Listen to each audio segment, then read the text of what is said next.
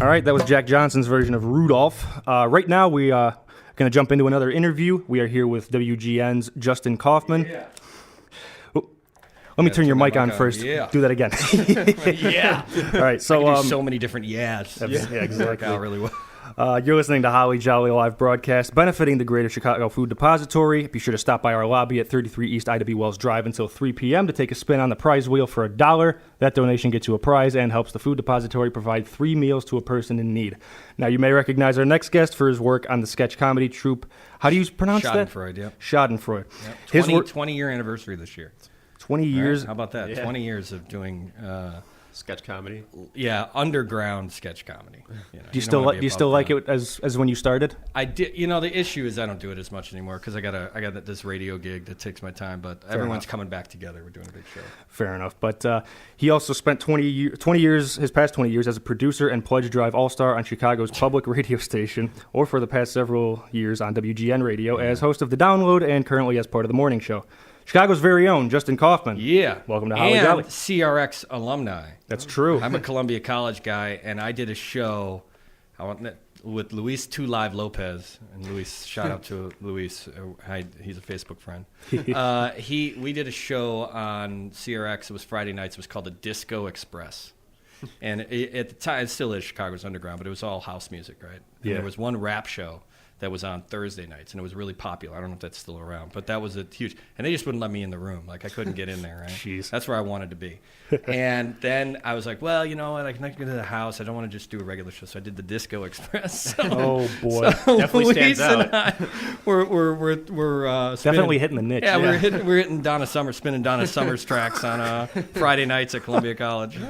That's where the party's at, Columbia College Yeah, Disco this would Nights. have been 95. I remember, you know why I remember that? Because I remember it's when Jordan came back. Mm-hmm. Like we were on the air when Jordan came back, and I think he faxed He it. sent the I'm back. He sent a fax, I'm back. Yeah. And that was like I remember being in the CRX studio. That's funny. That's funny because, like, whenever I'm thinking about, like, you know, stuff from a couple years ago or, like, high school or whatever, it's like, well, that was in, when was that? That was when D. Rose tore his ACL. That was when the Bears lost. And like, it's all about Chicago sports, man. It's the easiest thing for me. You're I mean, right, what are you going to do? But, after WCRX, you went to public radio, correct? Yeah, WBEZ, which is the NPR National Public Radio Station. So I came out of here. I was a journalism and a radio major. And I actually got a job. I know this is cliche, but I got my internship while I was here. So that's how it works, right? That's what's great about Columbia College. Shout out to Tom Joyce. There you go, hey, Tom Joyce. Yeah, Tom right Joyce. on. Shout out to Tom, of course. I was in the radio office hanging out with Tom and Cheryl and all the crew here. And they came in and they were all hectic and they said, "Oh man, we need someone to TA this Thursday class. Will you be a teacher's assistant for this Thursday class?" I'm like, I'm 19, I don't want to. Yeah. And I'm like, how much is it paid? They're like $4. Like, it's not even by hour. It's just like $4. And what year was this? This was 94, 95, 93. So something like so that. $4 was probably what? Jake, do you have any idea what it is now? 2018. Oh, yeah. Actually, they wanted me to TA music broadcasting. Yeah, they how much they were wanted? going to pay me $12 for 4 hours. So that's kind Oh, man. So they were going to get now. That's see. You're born 20 years too early, man. Exactly. Yeah. So anyway, I did it because I got peer pressured into it, and the guy who was the teacher was Tori Malatia, who was the general manager at NPR in Chicago, and he became a big influential broadcaster here, and he started This American Life with Ira Glass and Wait, Don't Tell Me, which is still on the air. These are big public radio shows. Yeah. And so I was his TA, and then I said, I sheepishly asked him, like in week 4, like, "Well, do you have interns over there?" And he said, yeah. So I went in and I got an internship there, and then I stayed there for 20 years. Fair enough. Yeah. So going from public radio to commercial radio, you're on WGN now, of course. What do you think is the biggest difference, and maybe some little differences that people don't realize? Well, they're similar because they're broadcast and they're radio. I think the biggest difference is that WGN is royalty. That's a 50,000 watt mega blowtorch radio station that's been around for 95 years. We're celebrating our 95th birthday. So WGN in Chicago. It's basically a Chicago staple. Yeah, it's the station to be at. And to be on in the morning. I'm a co-host of the morning show. That's the spot to be, right? I'm very honored and humbled to be broadcasting to I mean, I will do a shout out once in a while and be like, hey, who's listening? Give us text in or whatever. And it'll be people from Canada, from Arizona, from everyone. I mean, obviously, the internet changes the game, but just in terms of the antenna, on a clear night, if you're broadcasting 10 o'clock at night on 720 WGN, people can call in from. I had a friend who sent me a video of listening to my voice coming out of his radio at 7:20 a.m. in Fort Collins, Colorado. Jeez. So it gives you an idea. That's like the earliest, sort of national broadcast, syndicated broadcast. So the thing is, they're equipped to be relevant in the moment because it's a live talk, it's live and local. So if something happens, some breaking news, something, you are equipped because of the news organization, but also the talent that's on air to take that. Say, oh, breaking news, this is happening right now.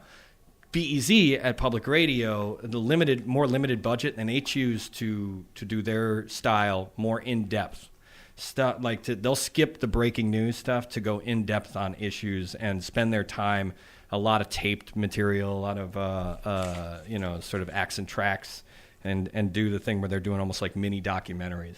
And so that's the biggest difference, is that their production is geared towards pre-tape stuff, and our production is geared towards live.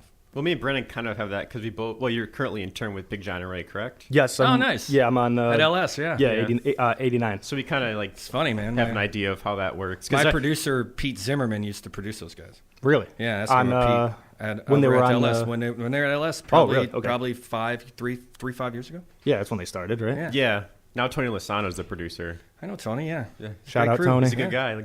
It's a great. I mean, LS is great. That's another amazing legacy station. Yeah, even before that, I was interning with Mancow in the Loop. Yeah, but right. then, of course, Loop's gone. Yeah, it was very sudden, and they sold it to the Christian rock station. Yeah. So it's kind of funny how the Loop with the hard rock, heavy metal Right. goes But there's straight. a rumor he might come back. Yeah, there's I'm not sure though. It's a rumor. LS. rumors. Yeah. What happens to your internship when they're off coming up here? Well, my internship is basically only for the semester, so it basically lines up almost perfectly. Because there's a shakeup at LS, Yes. and they're changing stuff up. Yeah, they're doing a program reshuffle. That's also another part about the difference between commercial and public. Public radio don't change nothing ever. It's like 20 years, it's the same thing. And commercial radio every 2 years are like, let's change the format, let's change it up. Get let's new do hosts. that. And it's risk reward. I mean, you get a bigger, larger audience, and it's probably financially more rewarding to work in commercial radio than it is public, but you have less job security. Yeah. Yeah, I currently I'm graduating next week. Congratulations. Thank All you. right, buddy. And I interned at Q-Rock 96.7, so I have a board op interview there. So, but right, I remember that's good. I work with production director Kevin Wood. I don't know if you know Kevin Wood. Kevin, no. He's on air in Rockford right now, Nice, but okay. he said the same thing. He's like I like working at like Joliet, like a smaller market, for job security, because things are constantly changing. It is, But like you said, it's kind of risk and it's reward. high risk. I mean, I could stay at WBEZ for my entire lifetime. There are people there that start when they're 18 and they retire when they're 65, and you could do that. It's public radio, so the money's less. You get less money, and you've obviously less audience because of it. But public radio's changed in the last 10 years, where they are having superstars because of the advent of podcasts and the ability absolutely. to re-listen. Their talent at the top, and I'm talking about people like Ira Glass and Peter Sagal and Terry Gross and the people, some of their all rock star reporters. They're the most known, well-renowned talent or broadcasters in the nation. So it's interesting to see how that's changing, because I think a lot of people want that kind of content because they can go deep. Like Serial, which is one of the big podcasts they do, and things like that. So that's cool. You guys are doing radio. That's awesome. Absolutely. I mean, no disco. You guys. Yeah, my main thing was I listened to Mancow and WSCR and podcasts, of course, like Joe Rogan, and that basically, I just sit down and listen to people talk, and if it interests you, which those shows do. What kind of radio do you want to do? Do you want to be a talk show host? Doing like a morning show would be probably the number one like you were saying, goal. Yeah, right. Yeah, That's number one in Chicago. Yeah. Yeah. Also, doing a sports show. I'm actually doing I just started a basketball NBA podcast. So Love that. hopefully we can. We have a 10-year-old who does our Bulls coverage. That's how bad the Bulls are right now. Oh boy. But I love the kid. He's It's really cute. good at it. He's like He kind of does like an idiot Blackhawk. savant. Is it the same kid as Blackhawks? Like in No, different guy. Okay. Yeah. But we do Blackhawks and White Sox at GN. But it's amazing to me. I was looking up Bulls stuff this morning to get ready to talk about the Bulls. Mm-hmm. I did not realize that the Bulls, and we'll turn this into sports, right? Fired Hoiberg? No, Hoiberg. But the point about Hoiberg was he was brought in for what they call offensive efficiency, right? The idea that he's going to increase the pace of basketball in the NBA. That was his whole thing. And what did Gar Forman do? He brought in Rondo and Dwayne Wade? Right. Of course, you can get into all that. But this year, particularly, now obviously they got some injuries and that kind of thing, but this year they are dead last. And I don't mean last.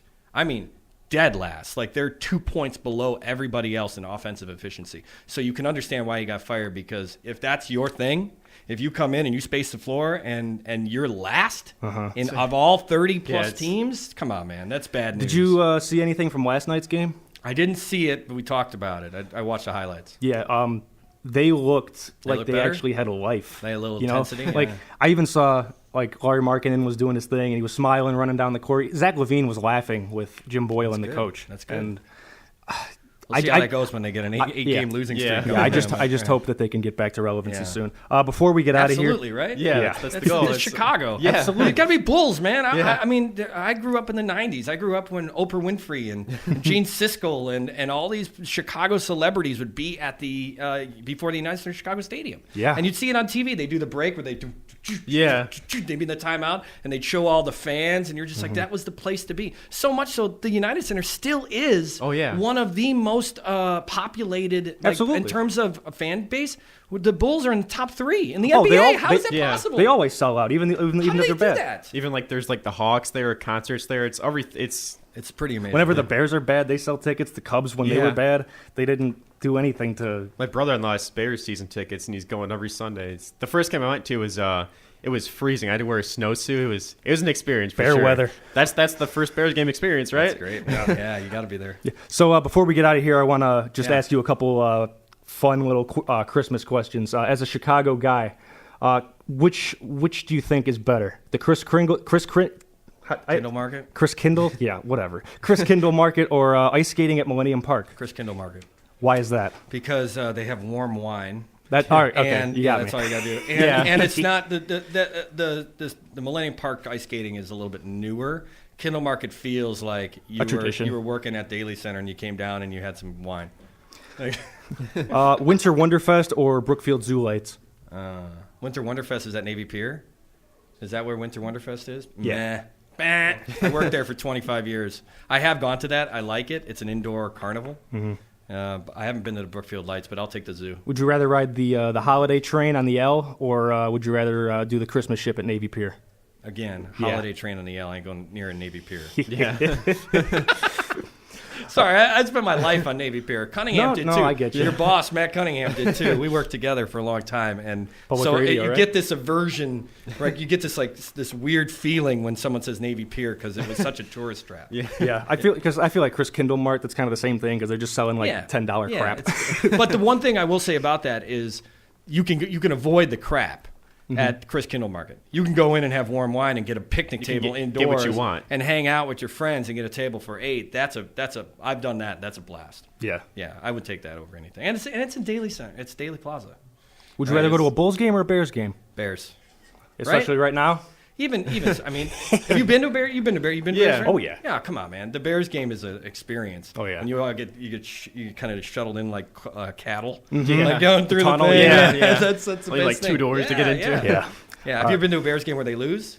That's four Bears games, no. 0-4. So you haven't been to a Bears game where they win. I was at the Bears game. I mean, preseason, but Yeah, you know. I was at the Bears game where you may be too young to remember when in the 2001 season, where I think it was 2001 or 2003, where the Bears went to the playoffs. They had that really great team with Urlacher and Mike Brown. Of course. This is before Lovie Smith, right? This was Dick Duran, and it was the game against Terrell Owens where Mike Brown picked it off in the overtime and brought it back, pick 6 in the house. It was the old Soldier Field. I was at that game. They were down 27 points or something like that in the third quarter, and they systematically came back, and then everyone left because they thought the game would be over, and then I'll never forget it. That's the thing. Like when you watch the game in its entirety and they're down a whole bunch, and you're like, well, this is over. Always stay. And you always Always and you're always going to remember it.